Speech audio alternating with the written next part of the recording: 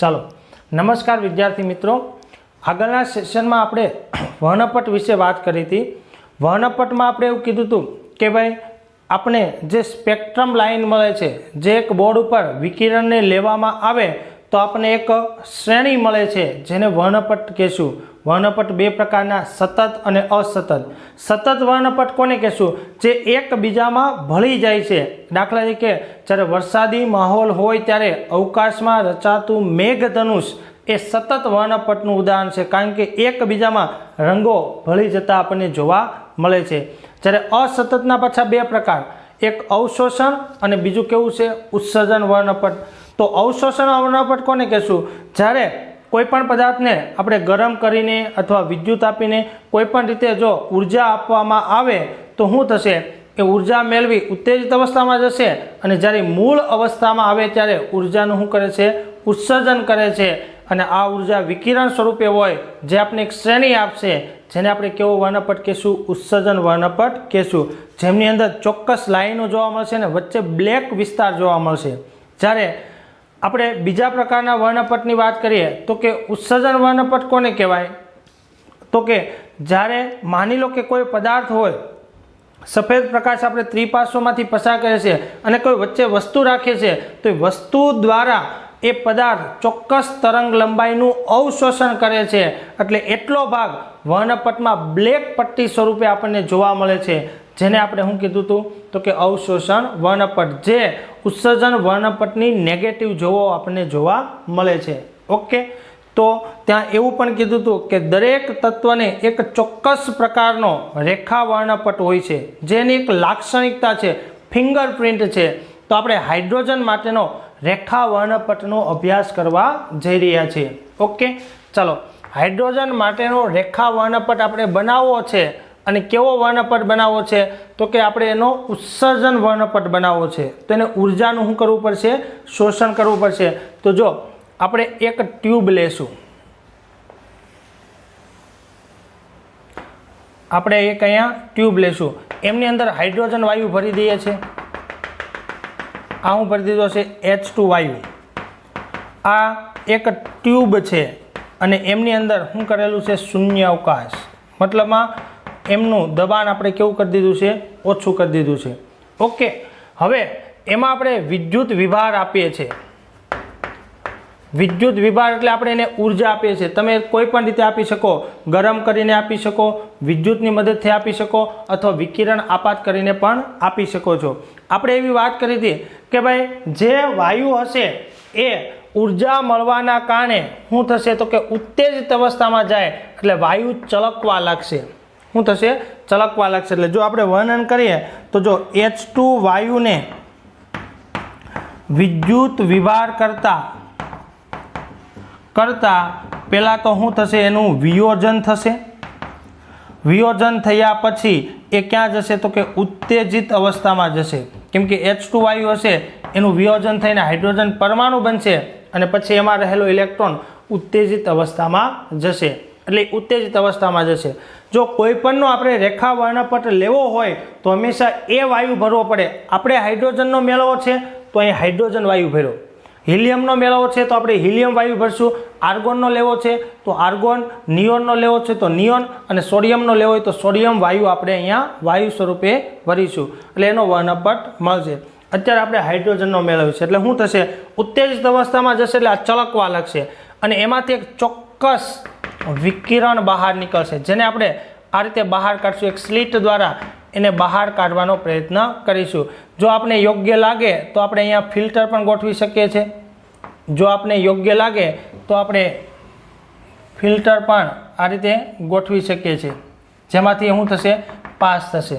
Okay, હવે આ જે પ્રકાશ છે ને એ તેજસ્વી પ્રકાશ છે। કેવો પ્રકાશ છે? તેજસ્વી પ્રકાશ છે। એને આપણે એક ત્રિપાર્શ્વમાંથી પસાર કરીએ, એક ત્રિપાર્શ્વમાંથી શું કરીએ છીએ? પસાર કરીએ છીએ। ત્રિપાર્શ્વ એટલે પ્રિઝમ। શું કરીએ છીએ? પ્રિઝમ। જો રેખા વર્ણપટ મેળવવા માટેની વાત છે, જે વાયુનો રેખા વર્ણપટ મેળવો છે એ વાયુ આપણે આમાં ભરી દઈશું।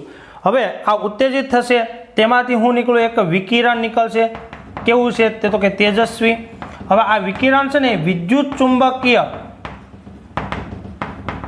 વિકિરણ છે, એટલે કે એમાં બધી જ તરંગ લંબાઈનું શું હશે? મિશ્રણ હશે. એમાંથી આપણે શું કરશું? એને ત્રિપાર્શ્વમાંથી પસાર કરશું. શેમાંથી પસાર કરશું? ત્રિપાર્શ્વમાંથી. ચલો, ત્રિપાર્શ્વમાં જશે એટલે એની શું થશે? દિશા ફંટાશે. આપણે કીધું ને કે પ્રકાશ એક માધ્યમમાંથી બીજા માધ્યમમાં જાય તો એની દિશા બદલાય. તો ત્યાં આપણે એમ કીધું હતું કે ભાઈ ટૂંકી તરંગ લંબાઈ ધરાવતા કરતાં વધારે તરંગ લંબાઈ ધરાવતો પ્રકાશ ઓછું વાંકું વળે છે અથવા તો ઓછું વિચલન અનુભવે છે. તો વાદળી પ્રકાશ હોય વધારે અને લાલ પ્રકાશ કેવો છે? ઓછો. તો એના કારણે શું થશે? તો કે આ રીતે ભાગ પડશે, વિચલન થશે. એક લાઈન અહીંયા જશે, અહીંયા આપણે એક પડદો રાખી દઈશું, અહીંયા જશે આ બીજી લાઈન, આ માની લો કે એક લાઈન જશે, આ માની લો કે બીજી લાઈન જશે, માની લો કે આ એક ત્રીજી લાઈન જશે, માની લો કે આ એક ચોથી લાઈન જશે અને માની લો કે આ એક પાંચમી લાઈન જશે. આવા ભાગની અંદર શું થશે? વહેંચાઈ જશે. એટલે આપણને રેખા મળશે. માનો કે આ એક સ્પોટ, એક, બીજો, ત્રીજું, ચોથું, પાંચમું, અને આ વચ્ચે હશે ને એ બ્લેક અવકાશ હશે. વચ્ચે હશે શું હશે? બ્લેક અવકાશ હશે. આપણે વર્ણપટ સ્વરૂપે આપણને જોવા મળે છે આ પ્રિઝમની મદદથી. હાઇડ્રોજન લીધો છે માટે હાઇડ્રોજનનો વર્ણપટ, હિલિયમ લીધો તો હિલિયમ અને નિયોન લીધો તો નિયોન, પણ આપણે તો હાઇડ્રોજન માટેની વાત કરીએ છીએ. ઓકે, ચાલો હવે આને આપણે સમજવું છે કે ભાઈ આવું કેમ થતું હશે. તો કે આની સમજૂતી આપણે જુદા જુદા વૈજ્ઞાનિકોએ આપી છે. એમાં સૌ પ્રથમ બામર નામનો વૈજ્ઞાનિક, બામર એક ભૌતિક શિક્ષક હતો અને આ બામર નામના વૈજ્ઞાનિકે 1885માં કીધું કે આ જુદી જુદી તરંગ લંબાઈ ધરાવતા પ્રકાશને આપણે જો તરંગ આંક વડે દર્શાવીએ તો નીચેના સૂત્રથી દર્શાવી શકાય. કોના વડે દર્શાવી શકાય? નીચેના સૂત્ર સ્વરૂપે દર્શાવી શકે. દાખલા તરીકે તમે જો કે કયું સૂત્ર એને આપ્યું? 1/λ આપણે આગળ તારવું છે, બરાબર? 1.09677 આવું એક આપણે સૂત્ર તાર્યું છે. ગુણ્યા 10 ની કેટલી છે? 7 ઘાત. અહીંયા 1/માં શું આવશે? ni², 1/માં શું આવશે? nf², અને અહીંયા શું આવશે? Meter inverse. એટલા માટે જ આપણે બોહરનો પરમાણુ નમૂનો પહેલાં ભણ્યા છે, એટલે આપણે ખ્યાલ આવે, કેમ કે આપણે આ સૂત્રનો ઉપયોગ અહીંયા કરવાનો છે. ઓલરેડી આપણે બોહર નમૂના વખતે કેલ્ક્યુલેશન કરી છે. હવે જો હું અહીંયાથી આ પોઈન્ટ કાપી નાખું એટલે જો શું થશે? 1.09677 5 ઘાત ઉમેરી દીધા, વધી કેટલી? 10 ની 2 ઘાત. અહીંયા શું આવશે? 1/ni², અહીંયા શું આવશે? 1/nf², આ શું આવશે? Meter inverse. આવું કહી શકાય. ઓકે, અહીંયા ni અથવા nf લખી શકો, અથવા 1 2 પણ આપણે લખી શકીએ, 1 અને 2 પણ લખી શકીએ. ni બરાબર માનો કે 1 લઈએ, f બરાબર આપણે શું લઈએ? 2. તો અહીંયા 1 અને અહીંયા આપણે શું લઈ શકાય? 2 લઈ શકાય. ઓકે, હવે આપણે શું કરીએ છીએ? 1/,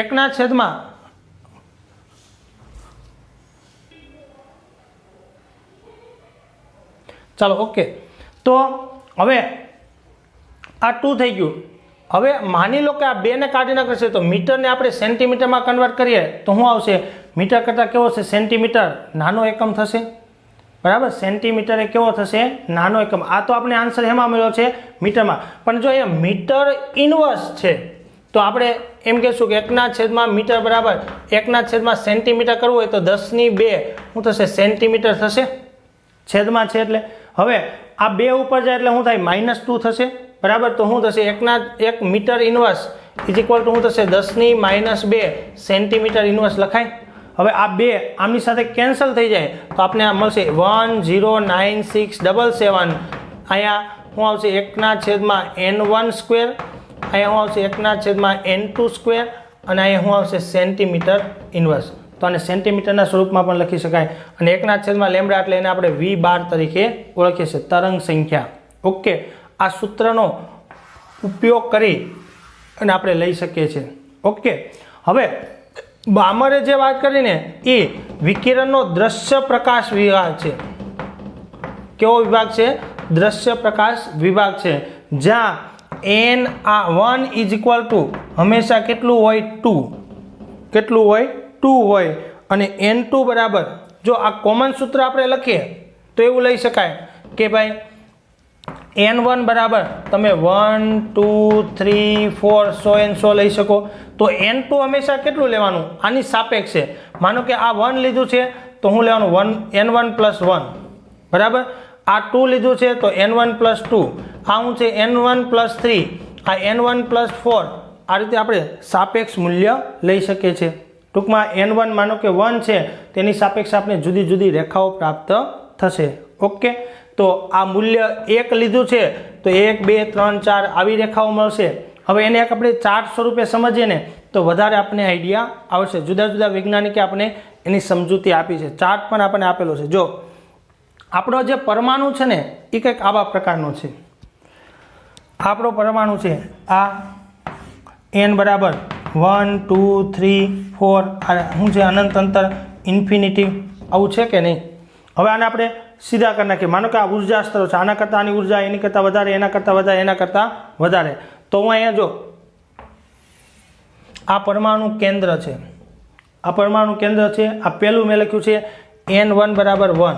ઓકે, હવે તમે એ પણ જાણો છો કે ઉર્જા સ્તરમાં પહેલા સ્તર અને બીજા સ્તર વચ્ચેનો ગેપ એ પણ આપણે જાણીએ છીએ.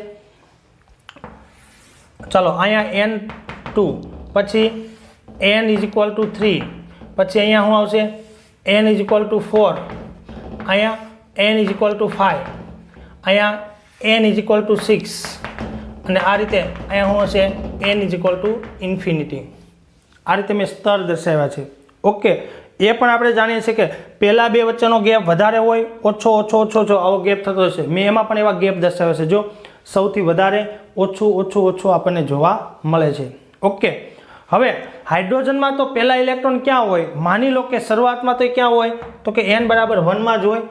N બરાબર 1 માં જ ઇલેક્ટ્રોન હોય. હવે આપણે એને શું કર્યું? વૈદ્યુત વિભાગ કર્યું, વિયોજન થયું, ઇલેક્ટ્રોન ઉત્તેજિત અવસ્થામાં જાય. એટલે જો અહીંયા પણ જાય, અહીંયા પણ જાય, અહીંયા પણ જશે, અહીંયા પણ જશે. ઓકે, ત્યાંથી એ પાછો આવશે ત્યારે ચોક્કસ વિકિરણનું શું કરે છે? ઉત્સર્જન કરે છે. એટલે જો ઇલેક્ટ્રોન જુદી જુદી જગ્યાએ ગયેલો હોય, આ રીતે આ એની બધી ઉત્તેજિત અવસ્થા કહેવાય. આ એની શું કહેવાય? ધરા અવસ્થા કહેવાય. યાદ રાખજો, આ એની શું છે? ધરા અવસ્થા કહેવામાં આવે છે. હવે ત્યાંથી ઇલેક્ટ્રોન પાછો આવે છે તો કઈ રીતે આવે? તો જો માનો કે 2 માંથી 1 માં આવે. માનો કે ઇલેક્ટ્રોન સપોઝ આવા તો ઘણા બધા પરમાણુ હોય, કોઈકમાં 2 માં ગયો છે, કોઈકમાં 3 માં ગયો છે. તો 2 માંથી 1 આવે તો આપણે પહેલી રેખા મળશે. એ જ રીતે માનો કે 3 માં ગયો હોય તો એમાંથી માનો કે 1 માં આવે છે. માનો કે અહીંયા ગયો હશે તો અહીંયા આવશે. માનો કે અહીંયાથી અહીંયા આવશે. એ રીતે અહીંયા આવશે. આપણને એક રેખાઓનું શું મળી? શ્રેણી મળી. બરાબર, શ્રેણી મળી. આ બધામાં તમે જો કે N1 બરાબર શું છે? 1 છે, અને N2 બરાબર 2 3 4 લઈ શકાય. આ 1 લીધું તેની સામે 2 3 4 5 આવી આપણે રેખાઓ મળશે કે નહીં? ઓકે, એ જ રીતે માની લો કે સપોઝ ઇલેક્ટ્રોન જરૂરી નથી 1 માં જ આવે. એવું પણ બની શકે કે આ 3 નો ઇલેક્ટ્રોન 2 માં આવે, અહીંયા આવશે, અહીંયા આવશે, અહીંયા આવશે. આપણે પાછું એક વર્ણપટ મળ્યું. એ રીતે માની લો કે આ 4 નો 3 માં આવશે. આ રીતે થશે, એક વર્ણપટ મળશે. માની લો કે સપોઝ આવું પણ થશે.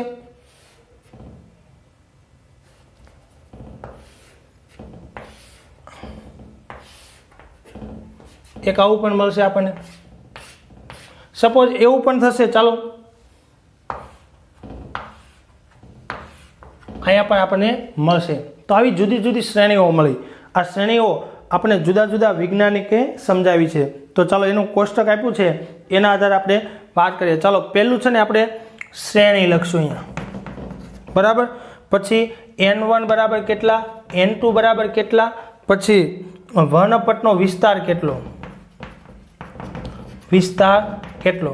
चलो तो बामर माटे पहली बात करिए तो बामरे शुं कीधुं चलो बामर श्रेणीनी बात करिए तो बामर श्रेणीमां n1 बराबर हमेशा 2 ज होय एटले एनुं डेस्टिनेशन शुं छे 2 आ 2 मतलब आ गमे त्यां इलेक्ट्रॉन गयो होय त्यांथी आवशे क्यां 2 नंबरमां बराबर तो 2 मां आवे छे तो एना करता n2 केटलुं होय तो के 2 मां 1 उमेरो तो 3 थाय 2 उमेरो तो 4 कीधुं ने आपणे n1 बराबर केटला छे 2 तो 3 4 5 6 आवी रेखाओ मळशे के नहीं तो जो n2 बराबर तमे 3 4 5 आ बधा लई शको छो अने आमना लीधे जे मळे छे ने एनो विस्तार छे दृश्य प्रकाश केवो छे दृश्य प्रकाश टूंकमां आ रीते जे पाछा आवे छे जे विकिरण स्वरूपे ऊर्जा उत्पन्न करे छे ए बामर श्रेणी छे अने एनो विस्तार छे दृश्य विस्तार केवो विस्तार छे दृश्य विस्तार छे जे आपणा माटे केवो छे विजिबल छे जेने आपणे जोई शकीए छीए आपणी नरी आंख वडे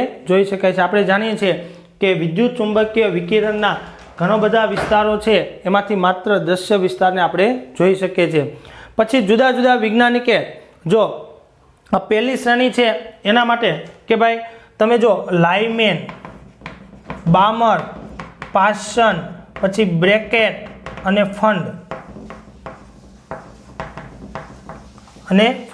आवी आपणे 5 श्रेणी मळे छे हवे लाइमेन छे एमां n1 बराबर 1 हशे आमां 3 4 5 ओके टूंकमां गमे त्या इलेक्ट्रॉन छे जो 1 मां आवशे तो एना माटे n2 बराबर 2 3 4 5 तमे जो आ जेवो एना करता एक वधारे क्रमनो मळे के नहीं जो n1 बराबर 1 लो आ 2 लो तो एक रेखा मळी आ 1 लो 3 लो तो बीजी रेखा मळी आ तीजी रेखा मळी ए रीते आ 3 होय तो अहीं केटला आवशे 4 5 6 7 अहीं केटला आवशे 5 6 7 अहीं केटला आवशे तो के 6 7 8 आવું મળશે કે નહીં ओके હવે લાઇમેનમાં જે આ ગેપ વાળા તરંગ લંબાઈ છે એનો વિસ્તાર ક્યાંમાં હોય તો કે પાર જાંબલી જેને આપણે જોઈ શકતા નથી તો આ લાઇમેન શ્રેણી છે અને એનો વિસ્તાર છે પાર જાંબલી કેવો છે પાર જાંબલી છે એ જ રીતે તમે જો આ કેવું છે તો કે પાશન પછી બ્રેકેટ અને આ શું છે ફંડ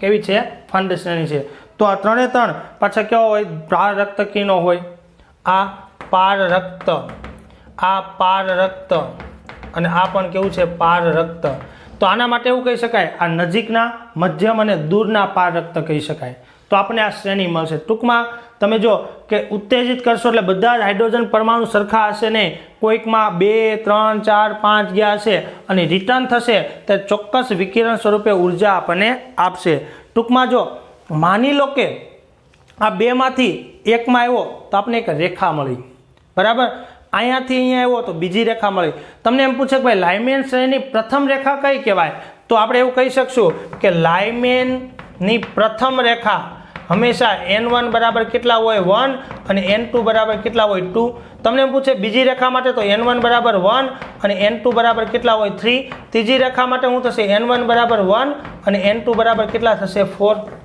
ओके हवे ई जोई शको छो तमे के जो आ शुं छे ऊर्जानो गेप छे बराबर आ ऊर्जाने अनुरूप शुं होय तो के तरंग लंबाई होय शुं होय तरंग लंबाई होय जो आ पहली रेखा करता बीजी रेखामां ऊर्जानो तफावत वधारे तीजी रेखामां एना करता वधारे चौथी रेखामां वधारे पांचमी रेखामां एमना करता पण वधारे तो ऊर्जानो तफावत वधे तो आपणे जाणीए छीए के तरंग लंबाई शुं थाय घटे શું થાય ઘટે તો તમને એમ પૂછે કે લાઇમેન શ્રેણીમાં કઈ રેખાની તરંગ લંબાઈ સૌથી ઓછી હોય તો છેલ્લી જે રેખા છે એની તરંગ લંબાઈ કેવી હશે સૌથી ઓછી કઈ રેખાની તરંગ લંબાઈ વધારે હશે તો કે જેની વચ્ચે ઊર્જાનો તફાવત થશે ને પ્રથમ રેખાની તરંગ લંબાઈ કેવી હશે સૌથી વધારે આપણને જોવા મળશે આવું કહી શકાય હવે એવું જ બામર માટે પૂછે તો કે બામર માટે જો प्रथम रेखा बीजी रेखा तीजी रेखा चौथी रेखा आना माटे आ प्रथम बीजी तीजी आ रीते कही शकाय तमे जो बामर माटे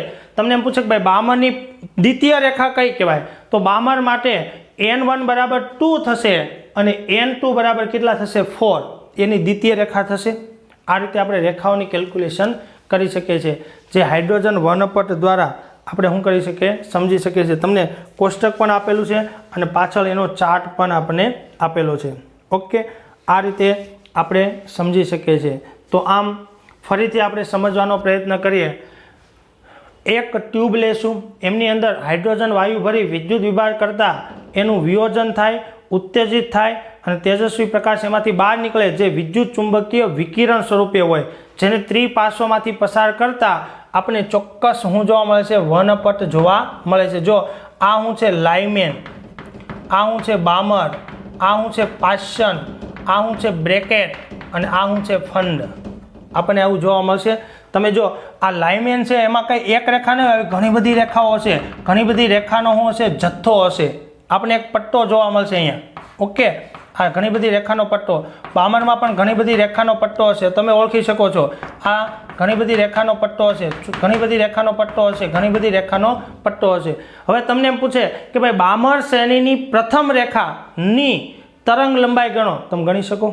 તમારે શું કરવાનું છે? પ્રથમ રેખા એટલે બામર માટે n1 બરાબર 2 અને n2 બરાબર કેટલા લેવાના? 3. એની પ્રથમ રેખા થશે. તમે ગણી શકો છો કેટલી તરંગ લંબાઈ છે. તમને એમ પૂછે કે બામરની દ્વિતીય રેખા માટે પૂછો તો n1 બરાબર 2 લેશું, 2 બરાબર કેટલા લેશું? 4.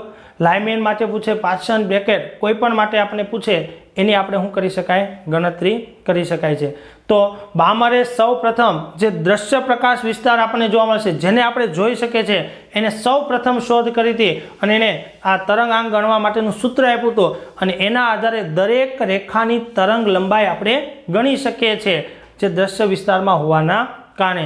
પછી જુદા જુદા વૈજ્ઞાનિકે જુદી જુદી શ્રેણીઓ આપી જે આપણે જોવા મળતી, કેમ કે પાર જાંબલી કે પાર રક્તને આપણે જોઈ શકતા નથી, પણ એ આ ચાર્ટને આધારે આપણે સમજાવી શકીએ કે ભાઈ ઊંચા ઉર્જા સ્તરમાંથી જ્યારે નીચા ઉર્જા સ્તરમાં ઇલેક્ટ્રોન આવે ત્યારે ઉર્જાનું વિકિરણ સ્વરૂપે શું કરે છે?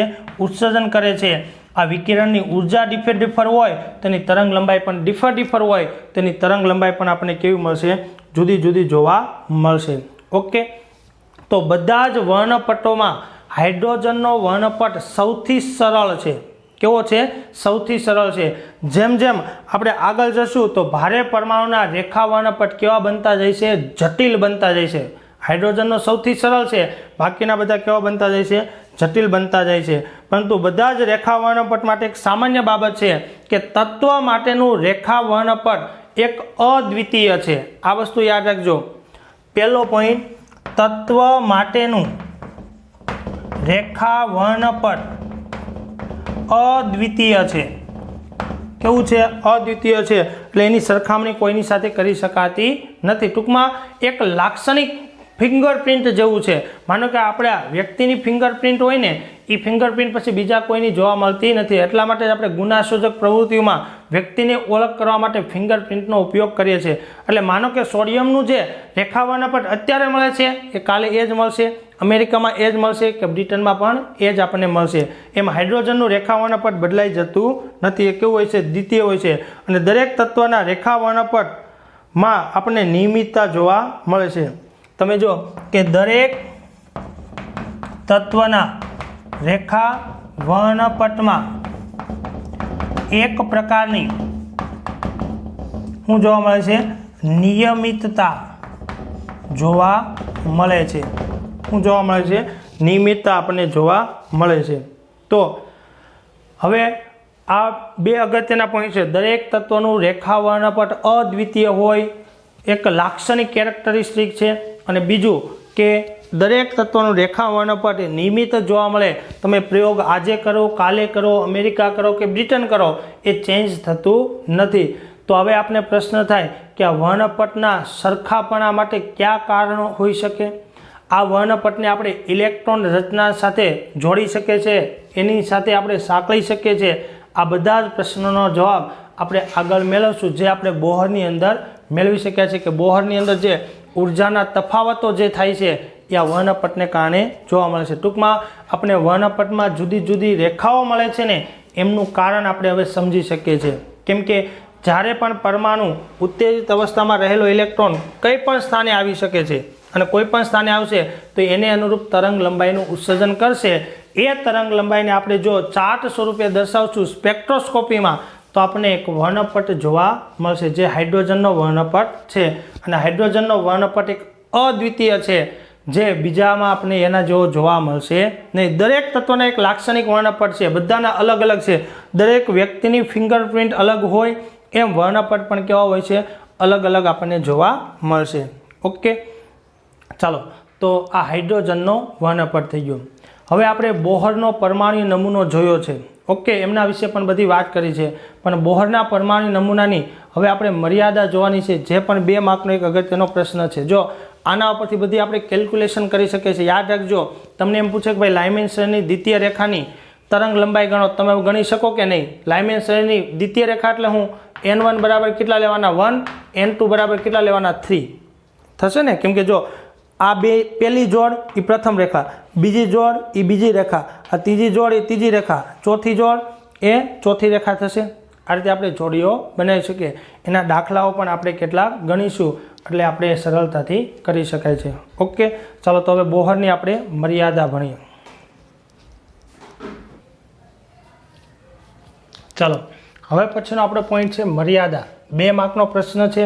આપણી એકમ કસોટીમાં આપણે પૂછાયો તો પણ ખરો, બરાબર? એકમ કસોટીમાં આપણે આ પ્રશ્ન લખ્યો હતો. હવે તમને ખ્યાલ આવશે. જો હાઇડ્રોજનનો પરમાણુય નમૂનો બેશક રુથરફોર્ડ કરતાં વધુ સુધારાવાળો હતો.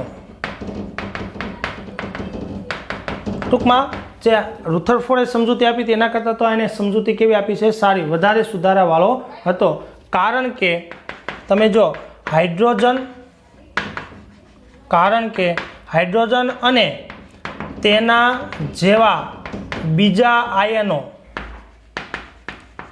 જેવા કે He+, Li+ અને Be+3 જેવા આયનોની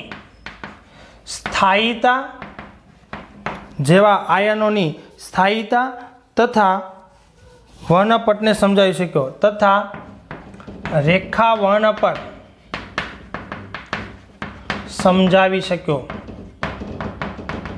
તમે જો કે હાઇડ્રોજનનો પરમાણુ નમૂનો બેશક રુથરફોર્ડ કરતાં વધુ સુધારાવાળો હતો, કારણ કે એને હાઇડ્રોજન અને તેના જેવા 1 ઇલેક્ટ્રોન ધરાવતા, તમે જો હિલિયમમાં પ્લસ કરીએ એટલે ઇલેક્ટ્રોન કેટલો થઈ ગયો? 1. લિથિયમમાં +2 કરીએ તો ઇલેક્ટ્રોન કેટલો કહેવાય? 1. અને B+3માં ઇલેક્ટ્રોન, તમે જો હાઇડ્રોજન, હિલિયમ, લિથિયમ, બેરિલિયમ પરમાણુ ક્રમાંક 1, 2, 3 ને 4. આમાં 1 ઇલેક્ટ્રોન, 2, આમાં 3 ને આમાં 4. પણ આમાં તમે જો +1 કરશો તો 1 ઇલેક્ટ્રોન ઓછો થશે, +2 કરશો તો 2 અને +3 કરશો તો કેટલા? 3 ઇલેક્ટ્રોન ઓછા થાય. તો બધામાં 1 ઇલેક્ટ્રોન છે. તો આવા આયનોની સ્થાયીતા અને એના રેખા વર્ણપટને સમજાવી શક્યો હતો. એટલે સારો નમૂનો હતો. પરંતુ વધુ સરળ હોવાથી તે નીચેની બાબતો સમજાવી શક્યો નહીં. વધુ સરળ હોવાથી એ નીચેની બાબતો સમજાવી શક્યો નહીં. એ બાબત કઈ છે? તો કે અદ્યતન સ્પેક્ટ્રોસ્કોપી તકનીકનો આપણે ઉપયોગ કરીએ તો હાઇડ્રોજન નમૂનાને વધુ સૂક્ષ્મ રીતે અવલોકિત કરી શકાતો નથી. એ સમજાવવામાં નિષ્ફળ રહ્યો. એટલે આપણે કીધું છે કે જો આપણે અદ્યતન સ્પેક્ટ્રોસ્કોપી તકનીકનો ઉપયોગ કરી અવલોકન કરતા તેને વધુ સૂક્ષ્મ રેખાઓ જેવી કે ડબલેટ, ટ્રિપલેટ વગેરેની સમજૂતી ન આપી શક્યો. તમે જો કે આપણે રેખા તો સિંગલ દેખાતી હોય, પણ વાસ્તવમાં શું હશે તો કે એક રેખા એની બાજુમાં સતત બીજી ત્રીજી એટલી બધી નજીક ગોઠવાયેલી છે, જે આપણે આ સમજાવી શકતો નથી. આપણે તો એને એક રેખા કહી દીધી કે ભાઈ લાઇમેનની એક રેખા જોવા મળશે, બામર પાછળ એની રેખાઓ જોવા મળશે. પણ આમાં અતિ સૂક્ષ્મ રીતે જોતા આપણે જોવા મળશે કે એમાં તો ઘણી બધી રેખાઓનો સમૂહ છે. તો આ નજીક રહેલી ડબલેટ, ટ્રિપલેટ વગેરેની સમજૂતી આપણને આ આપી શકતો નથી. જે સ્પેક્ટ્રોમીટરમાં આપણને દેખાય છે, પણ બોહર એના વિશે સમજૂતી આપી શકતો નથી. તો આ એમની શું છે? ખામી આપણને જોવા મળે છે. બીજું, હાઇડ્રોજન સિવાયના ભારે તત્વોના રેખા વર્ણપટ પણ ન સમજાવી શક્યો. જો એની મુખ્ય ખામી છે કે ભાઈ એ માત્ર ને માત્ર હાઇડ્રોજનની વાત સમજાવી શક્યો. જો આપણે આને 1 નંબર આપીએ તો એમની અંદર જ પોઈન્ટ છે. એક તો વધુ સૂક્ષ્મ રીતે જોવા મળ્યું તો ડબલેટ ટ્રિપલેટ ન સમજાવી શક્યો. હાઇડ્રોજન અથવા તો 1 ઇલેક્ટ્રોન ધરાવતી સ્પીસીસ સિવાયના કોઈ પણ ના રેખા વર્ણપટે સમજાવી શકતો નથી. તમે જોઈ શકો છો કે હાઇડ્રોજન પછી હિલિયમ આવે તરત, પણ હિલિયમનું પણ એ નથી સમજાવી શકતો. બાકી હાઇડ્રોજન પછી હિલિયમ આવતું તો એટલી બધી જટિલતા હોય નહીં, છતાં પણ એ હિલિયમ માટે પણ સમજાવી શકતો નથી. એટલે માત્ર હાઇડ્રોજન કે હાઇડ્રોજન જેવા 1 ઇલેક્ટ્રોન ધરાવતી સ્પીસીઝ હોય એમના માટે જ આ વર્ણપટ સમજાવી શકે છે, બાકી સમજાવી શકતો નથી. બીજું એમાં ત્રીજો પોઈન્ટ, ચુંબકીય ક્ષેત્ર હેઠળ થતી જીમેન અસર અને વિદ્યુત ક્ષેત્ર હેઠળ થતી સ્ટાર્ક અસર, જીમેન અસર અને સ્ટાર્ક અસર ની સમજૂતી પણ આપતો નથી. હવે પ્રશ્ન એ થાય કે ભાઈ જીમેન અસર ને સ્ટાર્ક અસર એટલે શું? તો જો માની લો કે કોઈ વિકિરણ આ રીતે આપાત થઈ છે, અહીંયા મેં એક પોઝિટિવ અને અહીંયા નેગેટિવ, આ શું કર્યું છે વિદ્યુત ક્ષેત્ર લાગુ પાડ્યું, તો વિદ્યુત ક્ષેત્રની હાજરીમાં એ સ્પ્લિટિંગ થાય છે, સ્પ્રેડ થાય છે. તમે જો લાઇટ છે એને ચુંબકની હાજરીમાં રાખશો એટલે શું થશે? સ્પ્રેડ થશે. તો એ સ્પ્રેડ શા માટે થાય? માનો કે આ રીતે પ્રકાશ ગતિ કરે છે સીધી રેખામાં, પણ આ ચુંબકીય ક્ષેત્રને કારણે સ્પ્રેડ થાય છે, જેને સ્ટાર્ક અસર કહેવાય. વિદ્યુત ક્ષેત્રની હાજરીમાં સ્પ્રેડ થાય તો એને સ્ટાર્ક અસર કહેવાય. માનો કે અહીંયા એસ અને અહીંયા શું કરી દઈએ એન, તો આ શું થશે? ચુંબકીય ક્ષેત્ર, તો એમાં પણ સ્પ્રેડ થાય, તો આને કહેશું આપણે જીમેન અસર. આ શું છે? સ્ટાર્ક અસર. આને પહેલાંને શું કહેશું આપણે? જીમેન અસર. આવું શા માટે થાય છે ને એની સમજૂતી પણ આપણને આપી શકતો નથી. અને બીજી અગત્યની ખામી, જો એક તો આ ખામી છે અને બીજી અગત્યની ખામી તે પરમાણુઓના રાસાયણિક બંધન દ્વારા અણુની રચના, અણુ બનાવવાની ક્ષમતા વિશે કહી શકતો નથી. તો નથી કે ભાઈ બે પરમાણુ એકબીજા સાથે રાસાયણિક બંધ બનાવી અને અણુ બનાવે છે, તો કઈ રીતે બનાવે છે એની સમજૂતી પણ આપણે આપી શકતો નથી. તો આ શું છે? બોહરના નમૂનાની ખામીઓ. બરાબર. એક તો માત્ર ને માત્ર હાઇડ્રોજન માટે સમજાવે છે, હાઇડ્રોજન સિવાયના બીજા કોઈ પરમાણુ માટે સમજાવી શકતો નથી. જીમેન અસર કે સ્ટાર્ક અસર આપણે સમજાવી શકતો નથી. વધુ સૂક્ષ્મ રીતે જો હાઇડ્રોજનનો વર્ણપટ જોવા જશું તો એની પણ સમજૂતી આપણને આપતો નથી. એનો મતલબ કે હાઇડ્રોજનનો એક વર્ણપટ સમજાવે છે, પણ એ પણ પૂરતો આપણે સમજાવતો નથી. અને તમે જો કે બે પરમાણુ જોડાઈને રાસાયણિક બંધ બનાવે છે, તો શા માટે બનાવે છે, કેવી રીતે બનાવે છે એની સમજૂતી પણ આપણને આપતો નથી. માટે આપણે એક નવા નમૂનાની જરૂર પડશે, અને જેને આપણે કહીશું ક્વોન્ટમ યાંત્રિકી નમૂનો. જો શરૂઆત આપણે શેનાથી કરી હતી? તો કે શરૂઆતમાં થોમ્સનનું મોડેલ આવ્યું હતું. બરાબર. એ ફેલ થઈ ગયું, કેમ કે ગોળાકાર એમાં ઇલેક્ટ્રોન આપણે જમ્પ કર્યા હતા. પછી રુથરફોર્ડ આવ્યો, એમાં ખામી હતી એટલે બોહર તરફ ગયા. એની વચ્ચે આપણે વિકિરણનો દ્વૈત સ્વભાવ, વિદ્યુત ચુંબકીયની જે ફોટો ઇલેક્ટ્રિક અસર છે એ બધી વાતો કરી. અને ત્યાર પછી બોહરની ફેલિયરને કારણે હવે આપણે ક્વોન્ટમ યાંત્રિકી નમૂના તરફ જશું. પણ એ નમૂના તરફ જતાં પહેલાં આપણે બે અગત્યના વિકાસોની વાત કરવાની છે. એક પ્રકાશનો દ્વૈત સ્વભાવ, એટલે કે દ્રવ્યનો દ્વૈત સ્વભાવ. આપણે પ્રકાશનો દ્વૈત સ્વભાવ તો ભણ્યા, એટલે કે દ્રવ્યનો દ્વૈત સ્વભાવ. જો પહેલાં આપણે એમ કીધું ભાઈ પ્રકાશ એ કેવો છે? ઓલરાઉન્ડર છે. તો હવે આપણે દ્રવ્યને પણ ઓલરાઉન્ડર કહીશું. વિકિરણ અને દ્રવ્ય, દુનિયા બે વસ્તુની બનેલી છે, એક દ્રવ્ય અને બીજું કોણ છે? વિકિરણ. જો વિકિરણ દ્વૈત સ્વભાવ ધરાવે છે તો એમ દ્રવ્ય પણ શું ધરાવે છે? દ્વૈત સ્વભાવ ધરાવે છે. અને બીજું છે હાઇઝનબર્ગના અનિશ્ચિતતાનો સિદ્ધાંત. આ બંને સમજશું અને પછી આપણે ક્વોન્ટમ યાંત્રિકી નમૂના તરફ જશું. ઓકે.